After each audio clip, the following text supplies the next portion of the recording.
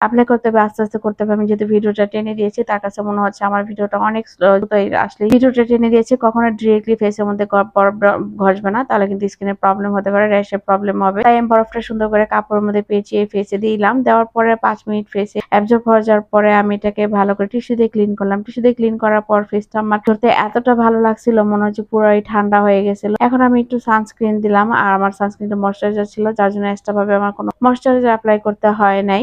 তো ময়শ্চারাইজার কিন্তু মাস্ট দিবাই, কিন্তু অনেকে দেখা যায় ময়শ্চারাইজার কোনো সানস্ক্রিন দিতে চায় না। তো মেকআপ অনেকটা ভারী একটা প্রলেপ পড়ছে, আর যেহেতু আমরা দেখা যায় গরমের মধ্যে সানস্ক্রিন দিতে হয়, তো সানস্ক্রিন দেওয়ার পরে এখন আমি স্কিন টোন অনুযায়ী মানে স্কিনের ফেস অনুযায়ী কিন্তু আমি এখন প্রাইমার দিচ্ছি। তো সিলিকন বেস যে প্রাইমারটা আমি এখানে অ্যাপ্লাই করে ফেললাম। আমার যেখানে পোর্স এর প্রবলেম ছিল সেখানে আমি দেখো প্রাইমারটা দেওয়ার পরে মনে হচ্ছে এই জায়গাটুকু আমার একদম ফিনিশড হয়ে গেছে, একদম বাটারি বাটারি হয়ে গেছে, প্রায় মানে লক হয়ে যায়। তো প্রাইমারটা দেওয়ার পরে এখন আমি দিলাম আমার কালার কারেক্টিং। যেহেতু আমার ঠিক মতো ঘুম হয় না, চোখের নিচে ডেবে গেছে, আর ফেসে আমার খুব পিগমেন্ট থাকে, তার জন্য এখন কালার কারেক্টিং দিয়ে সেটাকে ভালো করে হাইড করে ফেলবো। তো দেখো লাল লাল যে ব্রাউন স্পট গুলো ছিল সেগুলো কিন্তু হাইড হয়ে গেছে। আমি এটা কিন্তু হাত দিয়ে ব্লেন্ডিং হাত দিয়ে দিলাম। হাত দেওয়ার পরে তোমার বিউটি ব্লেন্ডার থেকে হাত দিয়ে কিন্তু দেওয়াটা বেশি বেটার। এখন আমি দিচ্ছি হলো ফাউন্ডেশন। এই ফাউন্ডেশনে কিন্তু ফুল কভারেজ ফাউন্ডেশনটা কিন্তু অনেক ভালো। এটাকে কি করবে, আগে এরকম ব্রাশ নেবা, ব্রাশ করে তারপর তুমি তোমার ফাউন্ডেশনটা অ্যাপ্লাই করবে। বিউটি ব্লেন্ডার দিয়ে করলে তোমার অনেকগুলো ফাউন্ডেশন এখানে অ্যাপ্লাই হয়ে যায়, বিউটি ব্লেন্ডার খেয়ে ফেলে। তারপর আমি ফাউন্ডেশনটাকে ব্রাশ দিয়ে দেওয়ার পরে আমি বিউটি ব্লেন্ডার দিয়ে এটাকে ভালো করে ব্লেন্ডিং করে ফেললাম। ব্লেন্ডিং করার পরে এখন দিলাম সেটিং স্প্রে।